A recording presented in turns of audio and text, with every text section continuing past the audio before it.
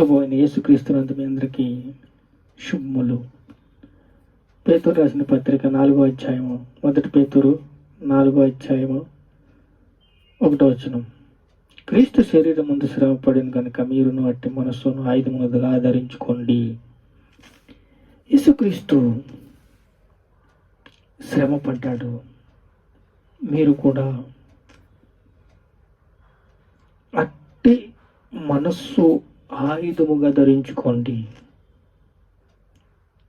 ఆయుధంగా చేసుకోవాలంటే నిర్మలమైన మనస్సుని దినదినము ఆయన వైపు తిరిగి, ప్రభువా నీలాగా నేను మనస్సుని సున్నితంగా, సాత్వికంగా, మృగత్వంతో నిమ్మళం చేసుకోవాలనుకుంటున్నాను.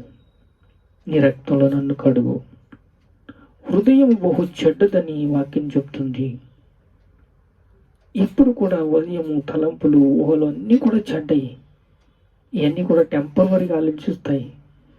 టెంపరవరీగా ఆలోచించి నిన్ను మోసం చేయాలని చూస్తే నీ శరీరమే నీకు విరోధంగా ఉంటుంది.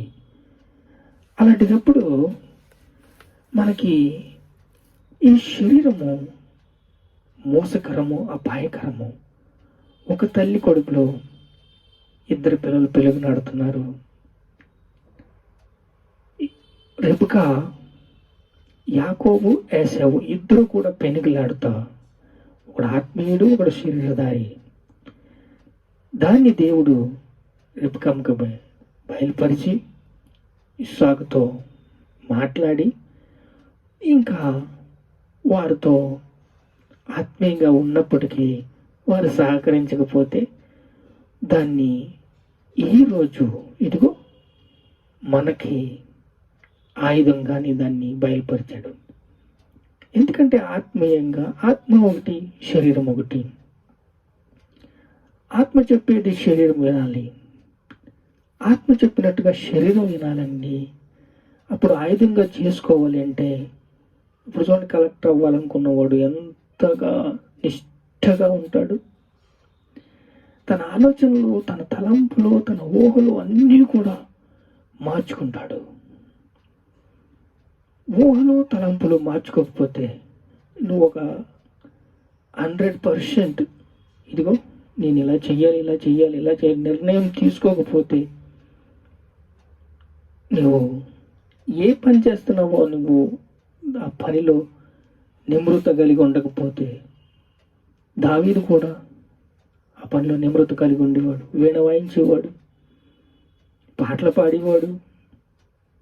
తన యొక్క ఫోకస్సు, తనకు ఆలోచన దేవుని కట్టడలు, దేవుని నియమాలు, దేవుని వైపు ప్రార్థనలు, దేవునితో సంబంధం, దేవునితో నడక, దేవునితో ప్రతిరోజు రోజు అది అలవాటు చేసుకున్నాడు. అందుకే దావీదు కుమారుడు అని పేరు వచ్చింది. ఇప్పుడు ఈ శ్రమలు, అగ్నిలాంటి శ్రమలు ఎలా వస్తాయి, వచ్చినప్పుడు ఎలా జయించాలి అంటే మనస్సును ధైర్యంగా మీరు దృఢం చేసుకుంటే, దృఢపరుచుకుంటే, మనస్సుని ఆదిలో పెట్టుకుంటే ఈ శరీరము ఈ ఆత్మకు లోబడుతుంది. అప్పుడు విశ్వాసం ముందు బలపడి, చూడండి, శ్రమ పడినావు, శరీరము జీవించి మిగిలిన కాలము ఇక మీదట మనుజాశలు అనుసరించక దేవుని ఇష్టానుసారంగా మనుజాశలు ఆశ్రయించొద్దు, దేవుని ఇష్టానుసారంగా నడుచుకోవాలి. ఇక్కడ చాలా దుష్టులాలో చెప్పు నడవక, పాపుల మార్గం నిలవక, అపహాస్యుల చోట కూర్చుండక, యెహోవా ధర్మశాస్త్రము దివారాత్రము ధ్యానించేవాడు ధన్యుడు అన్నట్టు ఈ శరీరంకు యొక్క ఒక బ్యాడ్ హ్యాబిట్స్ అన్ని కూడా ఇక్కడ పొందుపరిచాడు. పోకరి చేష్టలు, దురాసులు, మధ్యాహ్న పాలనలు, అల్లరితో కూడిన ఆటపాటలు, త్రాగిపోతులు, విందులు, విగ్రహారాధనలు మొదలైనవి ఇంత నడుచుకొనక అన్యజనులు ఇష్ట ప్రకారం నడుచుకున్నారు, మీరు అలాగా ఉండొద్దని చెప్పి, చూడండి, శోధన చూడండి 12, శోధన జయించుటకు మీకు కలుగుచున్న అగ్ని వంటి మహాశ్రమ గురించి మీకు వింత సంభవించినట్లు ఆశ్చర్యపడకుడి. శోధించుటకు మీకు కలుగుచున్న అగ్ని వంటి మహాశ్రమ వచ్చినప్పుడు ఈ వాక్యం మీ హృదయంలో అది బయలుతో ఉండాలి. అగ్ని లాంటి శ్రమలు వస్తాయి రాని, అలాంటి సమయంలో దేవుడు వాక్యం మాట్లాడుతూ ఉంటుంది. సముద్రం మీద దేవుని ఆత్మ అల్లాడుచున్నట్టు నీ హృదయంలో దేవుడి వాక్యం అల్లాడుచుంటూ ఉంటుంది. నిర్మలమైన హృదయంలో మీరు మహానందముతోనూ సంతోషముతోనూ నిమిత్తము క్రీస్తు శ్రమలలో మీరు పాలై ఉన్నారు అంతగా సంతోషించండి.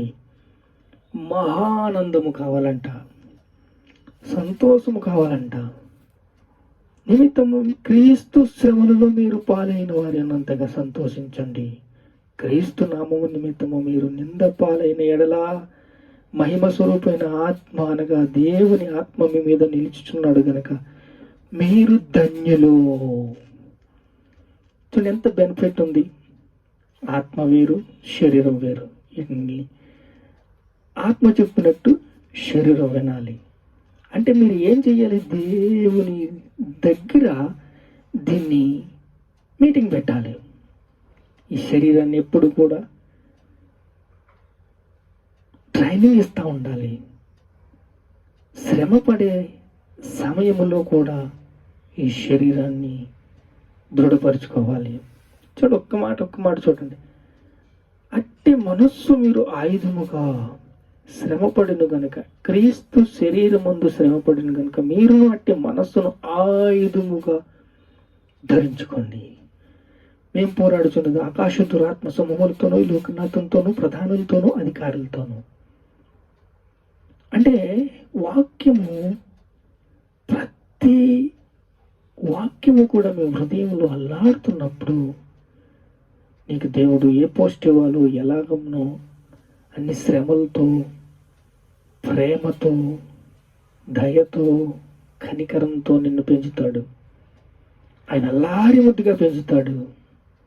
శ్రమలు వచ్చినప్పుడు కూడా ఆయన తోడుగా ఉంటాడు. అలా దేవుని తోడు నీకు ఉన్నప్పుడు నువ్వు అన్నిటినీ జయిస్తావు. ఆనందంతో, సంతోషంతో, మహానందంతో ఉంటావు, సంతోషంతో ఉంటావు, సమాధానంగా ఉంటావు. దేవుని ఆత్మ మీ మీద నిలుచుచున్నాడు గనుక మీరు ధన్యులు. మీరు ధన్యులు. శరీరానికి ఎప్పుడు కూడా త్రోవ ఇవ్వకూడదు. శరీరాన్ని ఎప్పుడు కూడా కంట్రోల్లో ఉంచుకుంటూ ఉండాలి. అప్పుడు మీరు మహాశ్రమలు వచ్చినప్పుడు మీరేం చేస్తారు? యుక్తముగా నడుచుకుంటారు. ప్రార్థన చేసుకుంటారు. మహాపరిశుద్ధుడా మీకు స్తోత్రాలు, స్తోత్రాలు, స్తోత్రాలు యేసయ్యా. మహాశ్రమలో మీరు నడిచినప్పుడు ఎంత నెమ్మది కలిగి ఉండాలో, ఎంత సంతోషంగా ఉండాలో, ఎంత సమాధానం కలిగి ఉండాలో మీరు చెప్పారు తండ్రి. మీ స్తోత్రం, స్తోత్రం, ఘనత, మహిమ, ప్రభావాలు నీకే చెల్లిస్తున్నాం తండ్రి. ఆమేన్.